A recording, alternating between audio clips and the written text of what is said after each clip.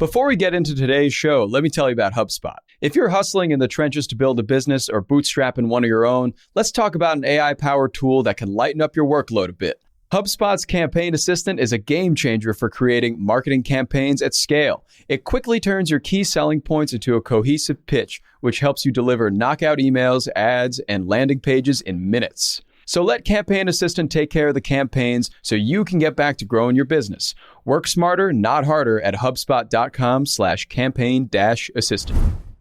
What's going on, everyone? It's Friday, September 9th. I'm Zachary Crockett. I'm here with Juliet Bennett-Rylah and Jacob Cohen, and you're listening to The Hustle Daily Show.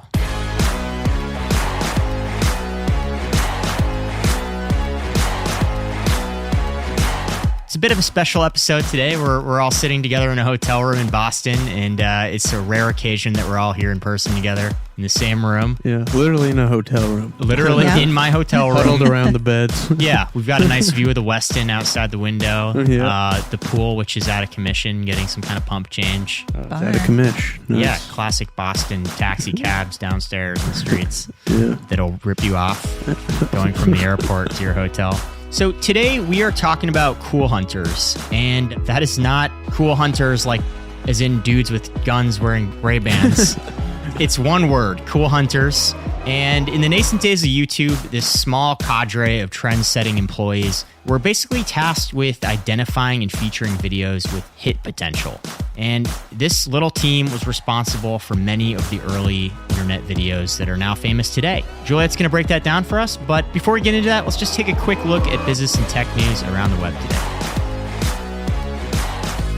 All right, so in today's news, first things first, doesn't exactly have to do with the usual business and tech news we discuss on this show, but I do want to mention the Queen of England, Queen Elizabeth, passed away at the age of 96 yesterday. She was probably one of, if not the most widely recognized woman in the world. We have a lot of readers and probably some listeners over there, and our thoughts are with all of them. Moving along from that, Amazon CEO Andy Jassy said the company will not ask corporate workers to return to their offices, aligning them with Meta but not Google. He said he does think there are some things that are harder to do remotely, like inventing things, and that the company will continue to experiment with work setups, so we'll see what that looks like. Up next, police in cities across the United States are attributing a surge in Kia and Hyundai thefts to social media challenges. Of course they are. Built around how easy it apparently is to steal certain models. The models include some Kia vehicles built between 2011 and 2021, and Hyundai's built between 2016 and 2021 that lack a chip that would prevent them from starting when a key is not present. In Chicago, 601 Kias and Hyundais were reported stolen in August, compared with 58 in August of 2021. Moving along, you know how you get those green bubbles on your iPhone if you start texting someone with an Android? It's a real pain in the ass for users on both sides, to the point where Google has actually been running a massive marketing campaign campaigning Apple to swap technologies to improve users' experience all around. Well, Apple CEO Tim Cook was asked by someone who explained his mother can't see the videos he sends her because the interoperability of these technologies makes these videos blurry, and Cook responded that the guy should just buy his mom an iPhone. I guess he's just being very straightforward, saying that Apple has no interest in changing up that tech. In other news, Uber Eats and the autonomous vehicle manufacturer Nuro are partnering on driverless food deliveries in Texas and California this fall. Each of the compact vehicles can carry nearly 500 pounds of food. That's a lot of food being driven around by no one. Also, GM's Chevy Equinox 2024 EV will hit the market this fall for $30,000, much cheaper than the $66,000 average for EVs right now. And finally, it's Cohen. Tariq, the super viral 7-year-old known as Corn Kid, thanks to his now widely seen YouTube interview and TikTok song, has been named South Dakota's official corn ambassador. Listen, we said it from the beginning. Big Corn is behind this kid and this whole trend. We have no doubt about it. Big Corn, a powerful lobby. Watch out for them. All right, and with that, let's get back to the main story. All right, so I guess to start, Juliet, like, how did you come across this story? I never knew this team existed. So this is a great article in The Atlantic by Mark Bergen. It's definitely worth a read. Yeah, I mean, the same. This is the first time I've ever heard about this, like, actual group of human beings and not an algorithm trying to figure out what's cool on the internet. Right. And, like, what is the backstory here? So basically, like in the early days of YouTube, whatever was on the featured homepage was just kind of put there by engineers and whatever they liked. There wasn't like a whole lot of rhyme or reason to it. And then at some point, Verizon and Apple was about to come out with the iPhone. They both wanted a more curated YouTube homepage to feature on their phones. And so YouTube had just been acquired by Google. And they hired this former iTunes manager, Mia Quagliarello, I think is how you say it. Mia Quagliarello. It's quite a name. Yeah, and she was basically tasked with building a team of curators. So she hired a bunch of people. It included people who were YouTubers themselves, radio DJs, a journalist. And basically, they just scoured YouTube looking for videos with hit potential. And then when they found something that they liked, they would put it on the featured videos banner. And then they would switch them out every 4 hours. So they were constantly finding like, this musician is really amazing and could be really good, or this comedian is really funny, or just stuff like that. So today we know YouTube for its algorithm. Yeah. Especially in kind of a negative sense. YouTube's algorithm has gotten a lot of heat for, feeding people more of what they already see, for radicalizing people. But in these early days, it was literally just these individual tastemakers looking at links and deciding what to put on the front page. Yeah. Yeah, and they would look at other blogs and websites.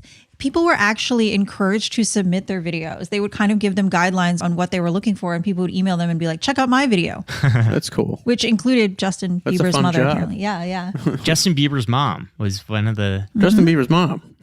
Yeah, and as you know, Justin Bieber, now a superstar thanks to YouTube. Wait, who's Justin Bieber? I'm just joking. You're from a parallel dimension where his mom never emailed, and therefore he was never discovered. Yeah.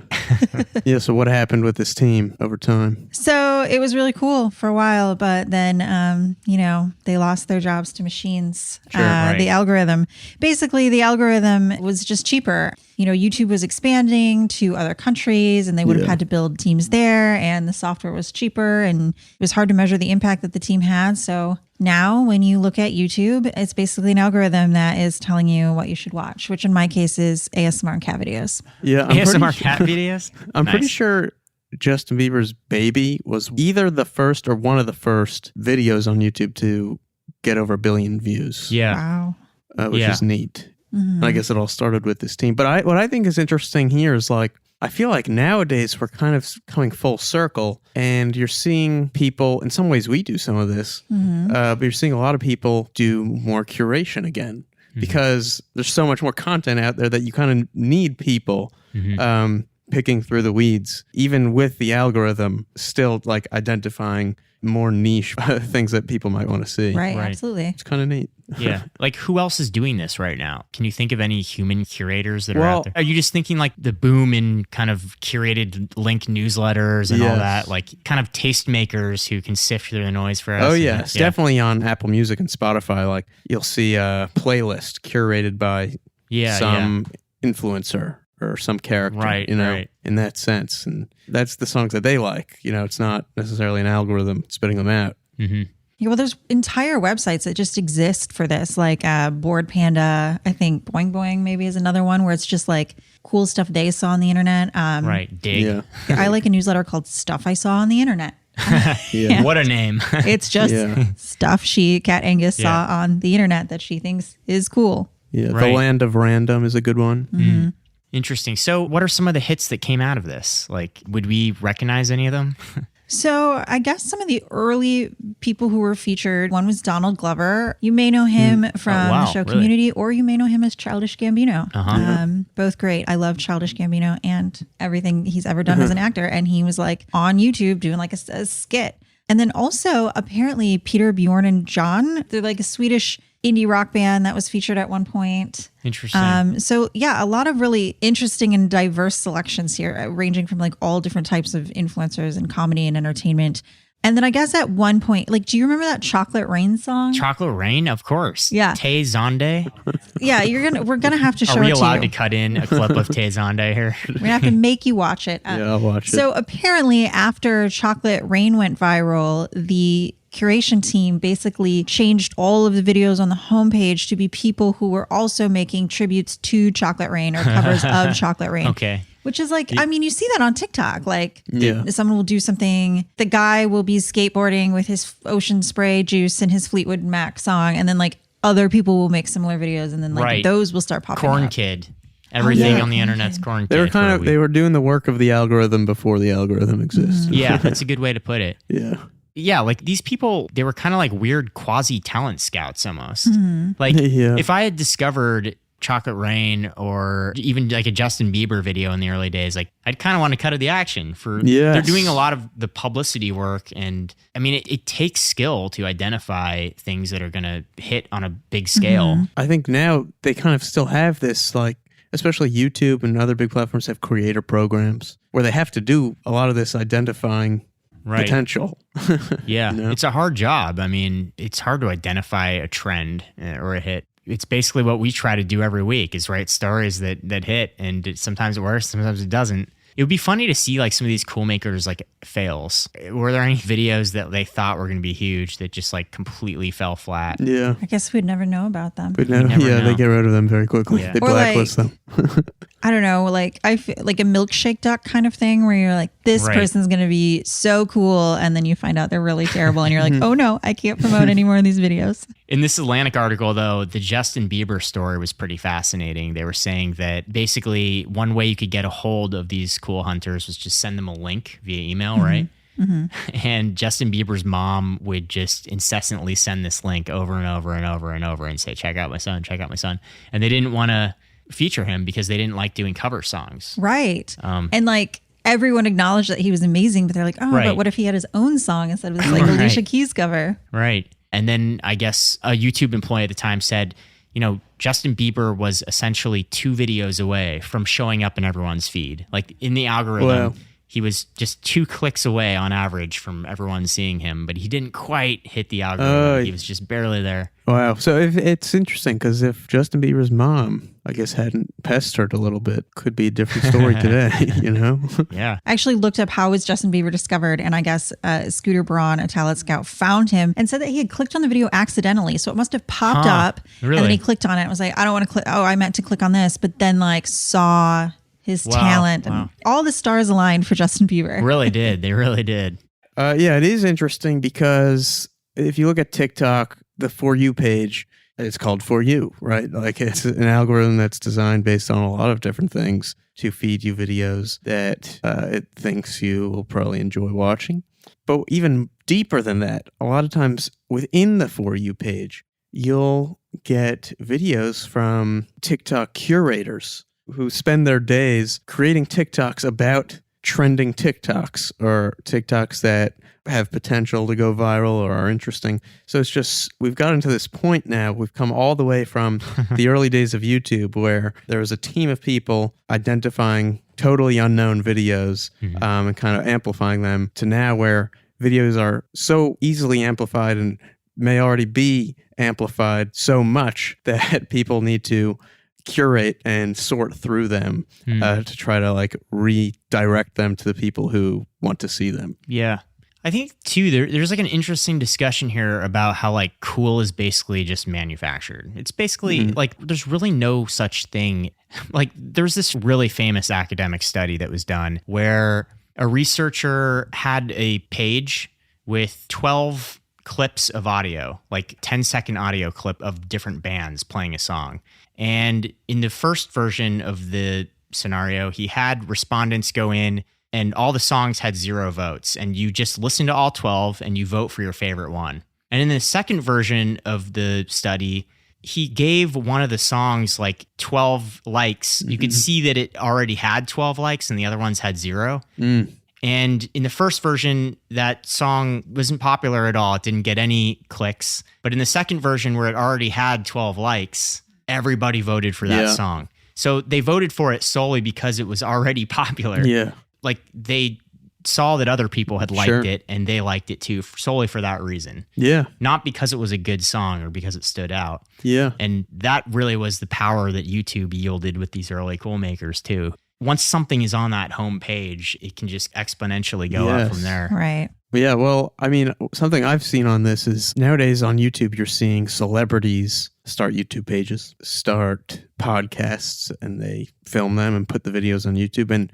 obviously they get a ton of views because they already have big names. But there are some people like Bo Burnham, he doesn't love this general trend because he comes from a time where any random Joe Schmo would create something, post it on YouTube, and people would have to discover it and find it, which is totally different. It was almost like a meritocracy of videos or something. And now it's like, if you have a name and you post a video, you'll get a lot of views, which is great, but it's just a very different experience. Yeah, that's a really interesting point.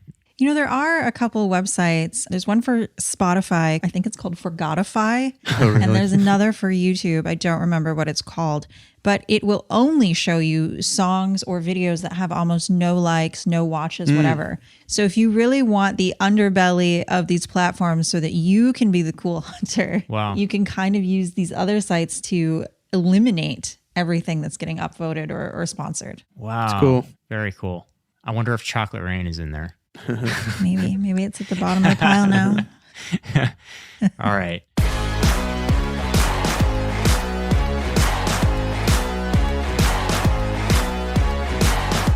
All right, that's going to do it for us today. Thanks for tuning into the Hustle Daily Show. We're a proud part of the HubSpot Podcast Network. Our editor is Robert Hartwig, and our executive producer is Darren Clark, who just happens to be sitting in this hotel room with us right now.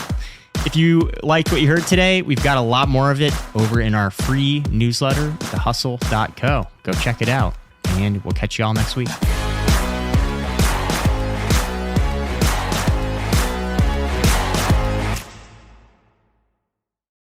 Hey guys, if you listen to the Hustle Daily Show on Google Podcasts, we want to let you know that the option will no longer be available pretty soon. Google is sunsetting its podcast app sometime in early 2024 in favor of YouTube Music, and we want to give you a heads up before it's too late, since that time's almost here. The Hustle Daily Show is available everywhere and anywhere that you listen to podcasts, like Apple Podcasts and Spotify. If you're using YouTube Music, we are there as well. If you're an Android fan, there are plenty of apps like Overcast, Pocket Casts, Player FM, and more. So just search for us wherever you decide to listen to your favorite podcasts.